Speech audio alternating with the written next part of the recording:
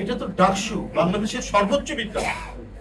এটা তো হোটেল মালিক সমিতির নির্বাচন নয়, এটা ডাকসু নির্বাচন। ডাকসু নির্বাচনের ব্যালট পেপার, ডাকসু নির্বাচনের ব্যালট পেপার হতে পারে যে কোনো একেবারে গোপনীয় সরকারি কোনো সংস্থা থেকে সেটা হতে পারে, যেমন বিডি প্রেস আছে বা অন্য যে কোনো জায়গায়। তো আপনার যখন নীলক্ষেতের কথা আসবে তখন তো এটা সন্দেহ জাগবেই যে ডাকসুতে কোনো অনিয়ম হয়েছে কিনা।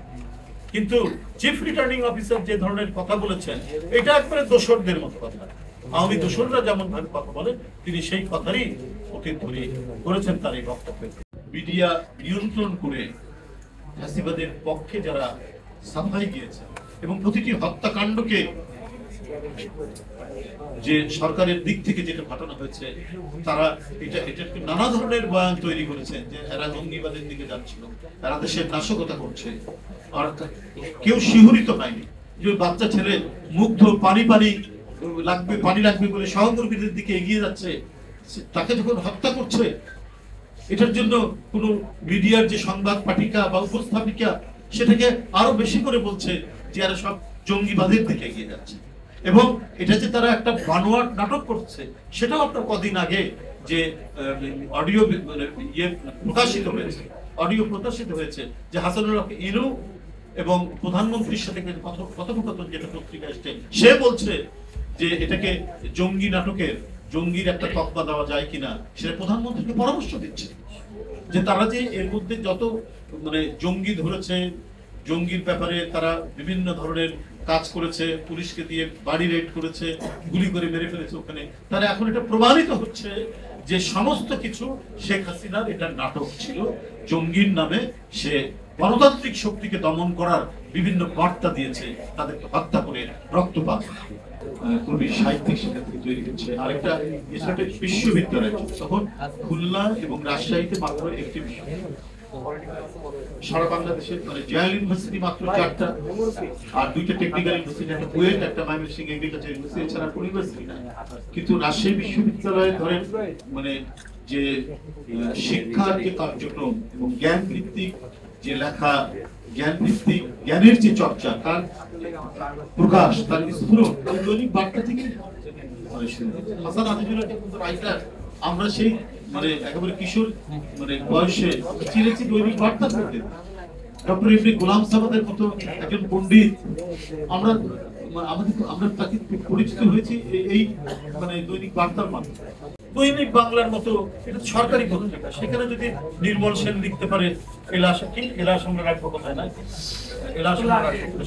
শেখ মুজিব তখন স্বাভাবিক মৃত্যুর গ্যারান্টি চায়, তাহলে কি বিবেকবান সাংবাদিকরা সেদিন কাজ, অথচ সরকারি পত্রিকা, তারপর সে লিখতে সুবিধা স্বাভাবিক মৃত্যুর গ্যারান্টি চায়। শেখ মুজিবের সেই দুর্দণ্ড বাকশালী শাসনকে কাঁপিয়ে দিয়েছে একটি মাত্র হেডলাইন। আমরা সেই মিডিয়ার দিক থেকে সেই কাণ্ডগণ সম্পর্কে, যে শাসক নিষ্ঠুর হবে, যে শাসক তার ইচ্ছাকে বাস্তবায়ন করার জন্য নিজের দেশের সন্তানকে নির্বিচারে হত্যা করতে পারে, তার বিরুদ্ধে যে মিডিয়া, যে গণমাধ্যম, যে সাংবাদিক লিখবে, সেই হচ্ছে বিবেকবান সাংবাদিক। সে গোটা জাতির বিবেকের প্রতিনিধি। এটা মানুষের কাছে সেটা স্বীকৃত। একজন ছড়াকার, সংস্কৃতি, শিল্পকলা সবকিছু নিয়ে একটা চর্চার জায়গা এই দৈনিক বার্তাকে কেন্দ্র করে ওই অঞ্চলেই আমার মনে হয় যে পূর্বের মধ্যে আবারও এটা যদি বৃদ্ধি বিকাশ ঘটে, শ্রীবৃদ্ধি ঘটে, তাছাড়া খুব মুশকিল। এবং আমি মনে করি যে আমাদের যিনি সভাপতি সবাই ওনার যদি পৌরোহিত্য থাকে, ওনার যে মুরব্বীরা থাকে, এবং আমরা সবাই কর্মী হিসেবে কাজ করে আবার আমরা দাঁড় করানোর চেষ্টা করি যারা যুক্ত ছিলেন এর সাথে। এবং ঢাকায় আমাদের যারা বরিষ্ঠ সাংবাদিকরা রয়েছেন, আমাদের পরিচিত লোকরা রয়েছেন,